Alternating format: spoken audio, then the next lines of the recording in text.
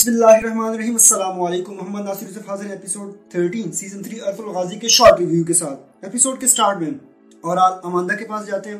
Amanda उससे कहती हैं कि बाजार जल्द आपका हो जाएगा, और आल कहते हैं कि हाँ, आप जिस जंगजू का मुझे कह रही थी वो कहाँ पे है। अमांदा कहती है कि वो आपको जल्द मिल जाएगा। अरतुल और आलियार की सिमन से डील पक्की हो जाती है, तो वहां से आ रहे होते हैं कि तुर्गत उनके सामने से गुजर जाते हैं। वो इनको बिल्कुल नजरअंदाज करके एक मेज पर बैठ जाते हैं। अरतुल देखकर हैरान हो जाते हैं। उसके पास जाते हैं और कहते हैं कि तुर्गत, तो मुझे ठीक लग रहे हो। इस पर तुर्गत कहते हैं कि हाँ, जब तक मेरे दोस्त सिमन और मारिया मेरे साथ हैं मैं ठीक होता रहूंगा। जिस पर अरतुल कहते हैं कि अगर तुम ठीक हो गए तो तुम कभी वापस आ जाओ। तुर्गत कहते हैं कि मैं जब तक जिम्मेदार लोगों को पकड़ ना लूं, उनसे बदला ना ले लूं, मैं कबीले नहीं होऊंगा। अरतुल कहते हैं कि उसके लिए हमें सही वक्त देखना पड़ेगा। हर चीज के लिए एक वक्त होता है। जिस पर तुर्गत हंसते हैं और कहते हैं कि मैं जिस अरतुल को जानता हूँ वो अपने सिपाहियों का बदला जरूर लेंगे, और अब तो अरतुल को टाइम चाहिए।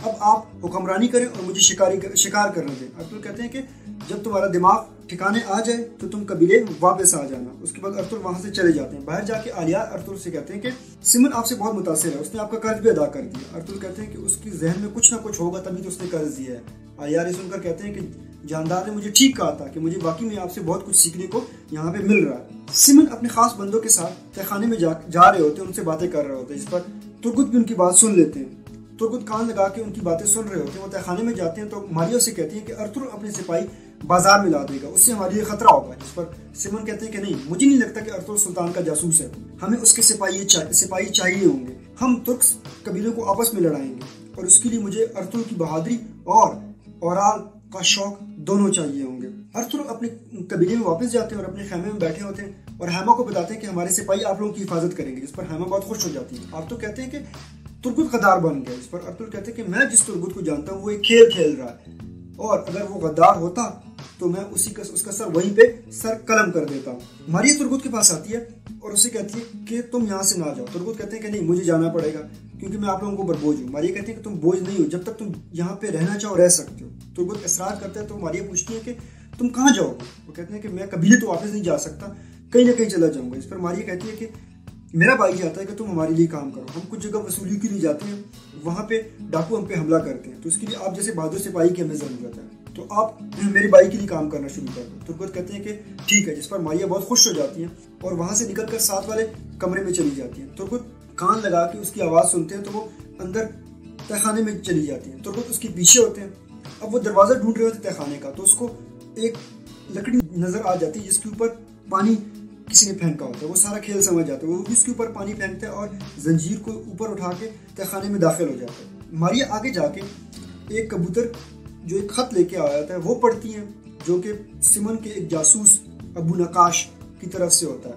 उसने सिमन को एक जगह बुलाया होता है। उधर से सिमन और फिलिप आते हैं। मारिया उनको खत के बारे में बताती है कि अबू नकाश ने आपको बुलाया, और उसके बाद बताती है कि तुर्गत भी रेडी है आपके लिए काम करने पे। जिसपे सिमन बहुत खुश हो जाते हैं। सिमन कहते हैं कि फिलिप और मारिया, तुम उसकी तरबियत करोगे और कल पहले वसूली पे उसको अपने साथ ले जाना। जानदार अपने खेमे में आलियार और असलहान से कहते हैं कि ओराल और चोलपन पे नजर रखना।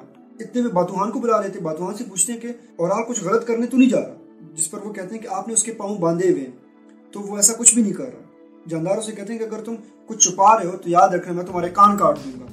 वो फौरन जाके ये बात ओराल को बताते हैं। ओराल इस बात को सुन के हंसते हैं। उसके बाद उसे कहते हैं कि ये सोने के सिक्के तुम अमांदा के पास लेके जाओ, बाकी उसका काम है। वो अमांदा के पास वो सोने के सिक्के ले जाते हैं। अमांदा के पास एक बंदा आता है और उसको पकड़ लेता है। कहता है कि तुम मेरे साथ कोई खेल तो नहीं खेल रहे। इस पर वो कहते हैं कि नहीं, मैं तुम्हारे साथ कोई खेल नहीं खेल रही। ये सोने के सिक्के बयानिया लो, और दो औरतें असलहान और हलीमा को तुमने अगवा करना है। कल वो बाजार में नहीं आनी चाहिए। वो उनको दिखा भी देता है जब वो बाजार आ रही होती है, और बाकी के सोने के सिक्के तुम्हें वो लोग देंगे। वो कहता है कि ठीक है। औरतें बाजार में आ जाती हैं।